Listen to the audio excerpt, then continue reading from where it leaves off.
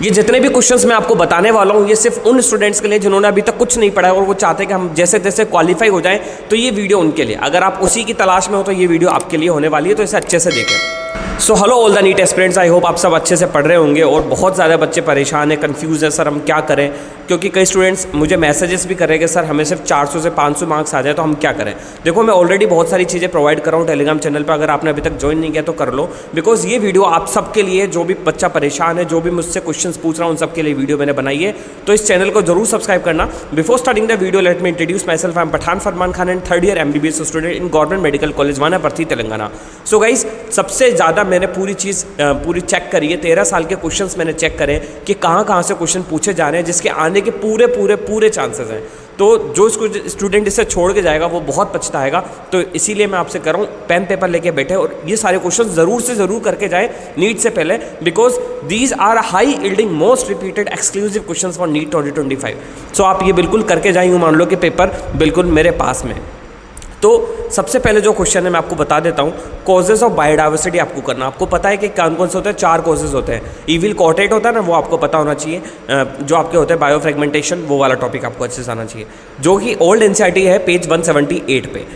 इसके बाद है बॉक्स आपको करना है 11.2.2 का ऑस्मोसिस वाला जो बॉक्स है वो आपको अच्छे से करके जाना है, और 11.2.3 की प्लाज्मोलाइसिस आपको अच्छे से करके जानी है। इसके बाद जो दूसरा टॉपिक है मैं आपको बता देता हूँ, in situ and ex situ conservation.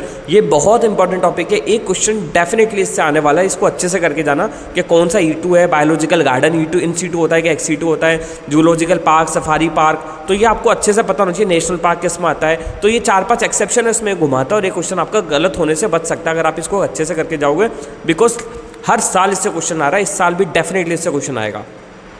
इसके बाद तीसरा टॉपिक है आपका डेफिनेशंस पे क्वेश्चन आएगा। लाइक पहली डेफिनेशन बायोफोर्टिफिकेशन, आपको फूड के बारे में बताना है। इसके बाद बायो रिमेडिएशन। इसके बाद तीसरी जो है आपकी डेफिनेशन वो है बायो टेररिज्म। चौथी डेफिनेशन है बायो इन्फॉर्मेटिक्स। फिफ्थ डेफिनेशन है बायो एथिक्स। तो ये 5 डेफिनेशन में कंफ्यूज करेगा, चारों ऑप्शन देकर, और आपको एक डेफिनेशन इससे पूछेगा।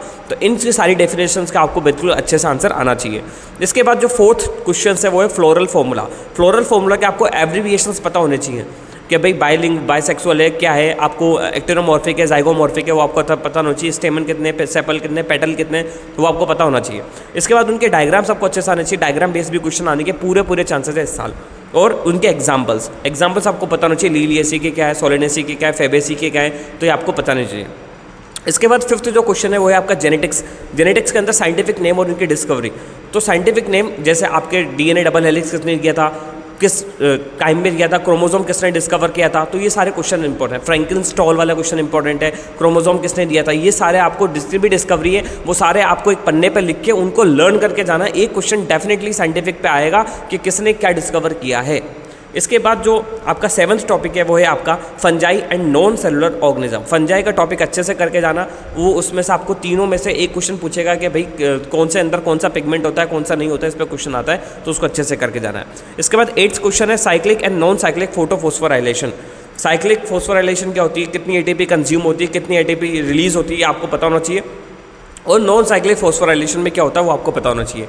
और इसके बाद 9th जो टॉपिक है वो है आपका ओल्ड NCERT का पेज 33 बॉक्स जो है उसके एग्जाम्पल्स आपको अच्छे से आना चाहिए।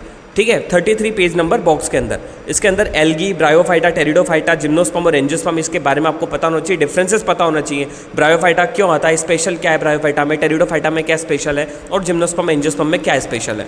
इसके बाद 10th जो टॉपिक है वो है आपका all boxes of biomolecule. Biomolecule के सारे बॉक्सेस इंपॉर्टेंट है, स्पेशली पॉइजन वाले, एब्रिन, रेसिन, वो आपको अच्छे से आना चाहिए, वो वाली टेबल जो राइट कॉर्नर पे नीचे है। इसके बाद 11th जो क्वेश्चन है वो है आपका मोनोहाइब्रिड क्रॉस और डाईहाइब्रिड क्रॉस। डाईहाइब्रिड क्रॉस आने के पूरे चांसेस है, एक क्वेश्चन आपको डाईहाइब्रिड क्रॉस तरह का बना के दे देगा और आपको वो सॉल्व करना होगा। इसके बाद 12th टॉपिक है आपका detailed concept of C3 glycolysis and Krebs cycle. C3 cycle, glycolysis and आपका क्रैब साइकिल, एंजाइमेटिक प्रोसेस, कितनी ETS हुई, O2 जो है फाइनल इलेक्ट्रॉन एक्सेप्टर है, कितनी जो है कंज्यूम हुई, आपकी जो है कार्बन कितने कंज्यूम हुए, ATP कितनी बनी, वो सारा आपको पता होना चाहिए। और नेट प्रोडक्ट्स पता होना चाहिए, भाई कितनी C3 साइकिल से क्या नेट प्रोडक्ट बनता है, C4 साइकिल से क्या बनता है, क्रैब साइकिल से क्या बनता है, और ETS से क्या बनता है। इसके बाद आपका 12th जो क्वेश्चन है वो है 13 जो क्वेश्चन है वो है आपका डिटेल कॉन्सेप्ट ऑफ मोनिस्कस परप्यूरियस क्या करता है। पहला क्वेश्चन क्या करता है मोनिस्कस परप्यूरियस, स्टैटिन्स होता है, ट्राइकोडर्मा पॉलीस्पर्म साइक्लोस्पोरा होता है दूसरा क्वेश्चन, तीसरा क्वेश्चन स्ट्रेप्टोकोकस है और चौथा क्वेश्चन एस्परजिलस नाइगर है। तो ये 4 क्वेश्चन है जिसपे इसमें से 4 में से एक जरूर आएगा। इसके बाद मैं आपको बता देता हूँ ये सारे क्वेश्चंस जो है ओनली एंड ओनली उन स्टूडेंट्स के लिए जिन्होंने अभी तक कुछ नहीं पढ़ा है। So I hope this video will definitely help you, and those students who have any help or query you can DM me personally on my Instagram account or my Telegram channel. Link is in the description, and I am trying my best to resolve all your queries and doubt related to NEET 2025 as well as counseling. So thank you so much for watching this video. मिलते हैं फिर next video में ऐसे informative video के साथ, जब तक के लिए ऑल द बेस्ट।